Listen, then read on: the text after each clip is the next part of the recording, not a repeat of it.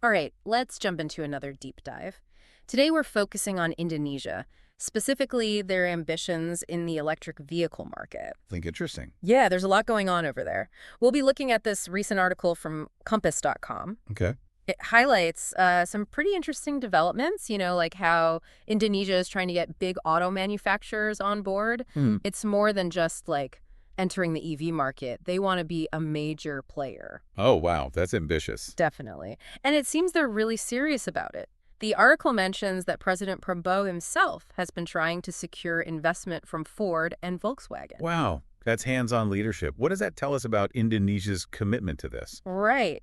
It shows they're not just interested in using EVs, they want to be a leader in EV manufacturing, like globally. So they're aiming for the whole package, not just a small slice. Exactly. And the article even mentions that the Indonesian Minister of State-Owned Enterprises, Erick Thohir, linked these investment efforts to the president's recent international trips. I see. So it's a very strategic and proactive approach. Yeah, it seems that way. Now, getting companies like Ford and VW involved, well, that could really jumpstart things for them. Of course, those companies bring a ton of experience, manufacturing power, Yeah. and, well, everyone knows their brands. Absolutely. But there's a twist. Oh.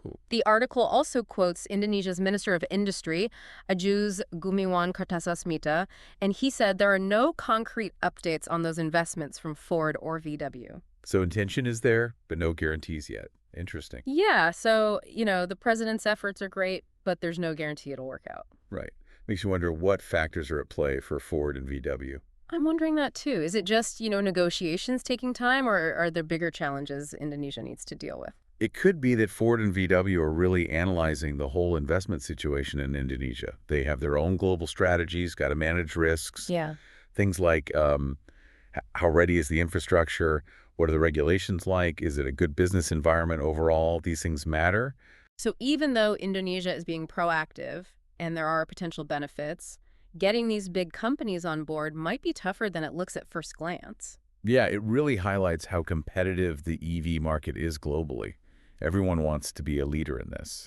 It's a race. Okay, so we've talked about the government's efforts and the uncertainty around those big investments. But what's the bigger picture here? Why is Indonesia so focused on electric vehicles in the first place? Well, there are a few key reasons, and I think it's important to understand these if you want to really grasp the significance of this whole EV push. Absolutely. Let's hear it. What are those reasons? First off, Indonesia has a massive amount of nickel. Okay. That's a crucial element for EV batteries.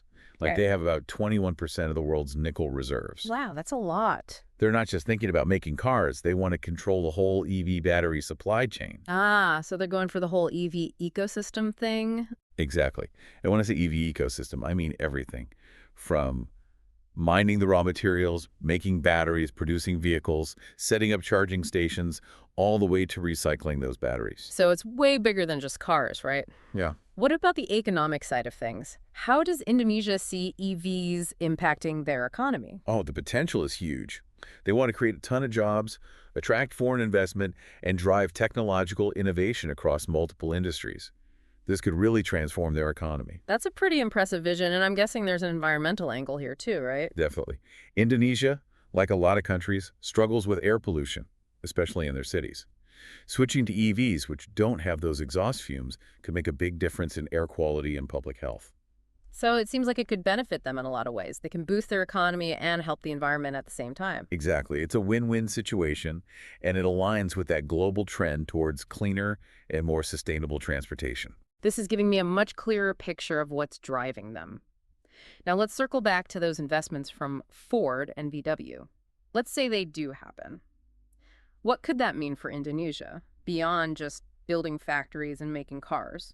It could be a game changer. If Indonesia plays its cards right, they could attract not just those factories, but research and development centers too.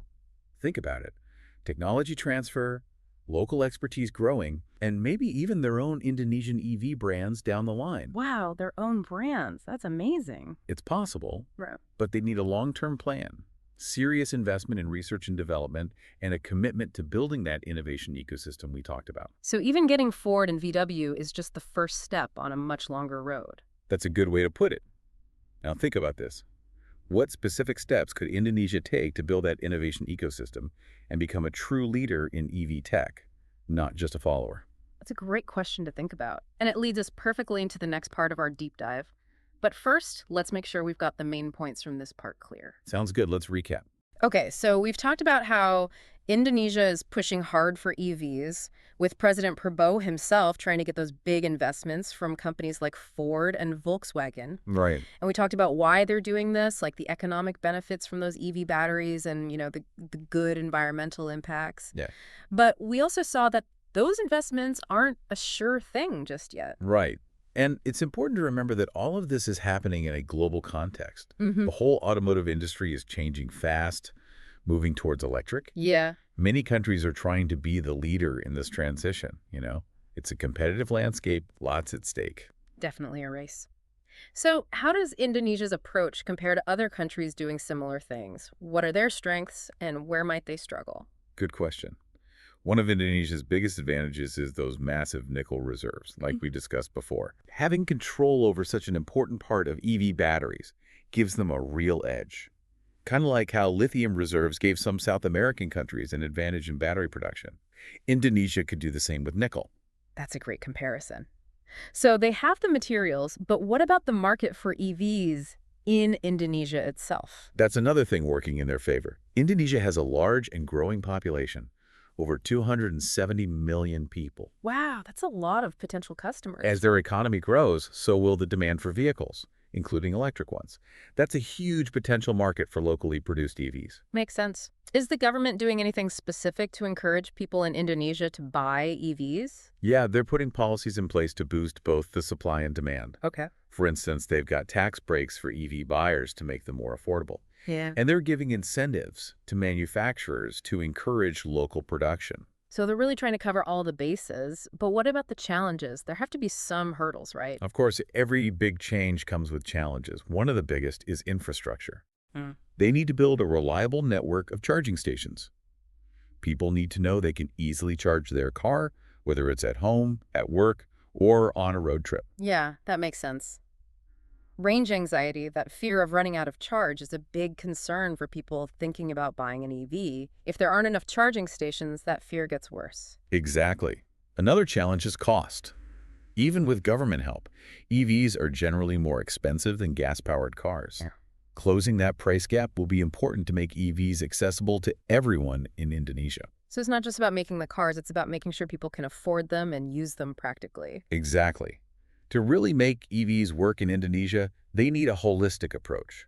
Manufacturing, incentives for buyers, and a whole ecosystem to support using EVs. Right. That means charging stations, mechanics who know how to fix EVs, places to recycle old batteries, a whole supply chain for parts. It sounds complicated, like a puzzle with a lot of pieces. It's not just swapping gas cars for electric ones, it's changing the whole system. You got it. It's a total transformation, and it seems Indonesia is ready to tackle it head-on. This is going to be interesting to watch. What they do could have a big impact on the car industry worldwide. Absolutely. It could even influence how other countries handle their own transition to EVs. All right, now I want to focus on something really interesting about Indonesia's EV goals, something we mentioned earlier. Okay.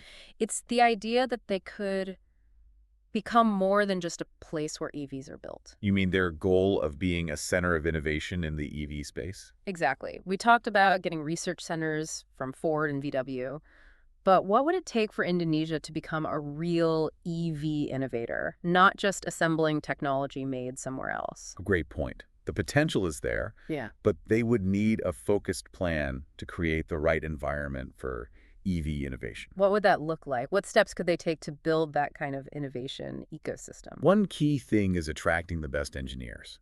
Indonesia needs to invest in education and training to build a skilled workforce that can design, develop, and make cutting-edge EV technologies. So having the right people is the foundation. Exactly. But you also need the right infrastructure. That means investing in state-of-the-art research facilities with all the latest tools and technology for EV R&D. I imagine those facilities are expensive. They are. And that's where the government plays a big role. They need to prioritize funding for research, give tax breaks to companies doing R&D, and make regulations that encourage innovation in the EV sector. So it's a multi-pronged approach. You need the right people, the right tools and facilities, and the right government policies to make it all work. Exactly. And remember, building a world-class innovation hub takes time and effort. It's a marathon, not a sprint. They'll need to be patient, persistent, and willing to learn from both their successes and their failures along the way. It sounds like a journey with lots of challenges and surprises. Definitely. But if Indonesia can pull this off, the rewards could be huge. It's fascinating to think about. Their choices in the next few years will determine if they become a leader or just a follower in the global EV revolution. Absolutely. And then as their experience could be valuable for other countries that are trying to make the switch to electric vehicles. Okay, let's take a moment to recap what we've learned in this deep dive into Indonesia's EV ambitions. We started by looking at why they're so focused on EVs, talking about the economic opportunities and environmental benefits. Right. Then, we looked at how Indonesia's strategy compares to other countries, pointing out their strengths, like their nickel reserves and their growing domestic market, and the challenges they face, like building infrastructure and making EVs affordable. And we finished up by discussing how Indonesia could go from just building EVs to actually becoming an innovator in the EV world. We talked about what it takes to create that innovation ecosystem, attracting top talent, investing in research infrastructure, and putting the right policies in place. It's been a really insightful discussion. It really highlights that Indonesia's EV journey is about way more than just switching from gas cars to electric ones. It's a total change in their economic model, a commitment to protecting the environment, and a bold move to be at the forefront of this global technological shift. It's like they're trying to grab this chance to completely change their future. Pretty amazing. All right, before we wrap things up, I want to leave you with one last thing to think about. Okay, go ahead. We've talked a lot about Indonesia potentially becoming this big player in the global EV market, but success isn't a sure thing, right? There's so many things that could affect how it all plays out. Absolutely. It's a complicated situation with lots of moving parts. What do you think will be the most important things determining whether Indonesia can achieve its EV goals? That's the question I'm leaving you with today. As you follow what happens in Indonesia, think about the forces that could shape their EV journey. Okay. How will they handle the competition in the global EV market? Will they get those investments and partnerships to build up their innovation? And maybe most important, will they keep that political will and long-term vision to see this through? Those are really good points. Mhm. The answers to those questions will not only determine Indonesia's success, but could have a huge impact on the future of electric vehicles everywhere. It just shows how interconnected everything is. What one country does can ripple out and affect entire industries. So as we close out this deep dive, keep watching Indonesia. Their EV story could surprise us, challenge us, and maybe even change how we think about the future of transportation. Totally agree. It's all about asking the right questions. Keep exploring, keep questioning, and keep digging deeper into our ever-changing world. Well said. Until next time, stay curious and keep those minds engaged.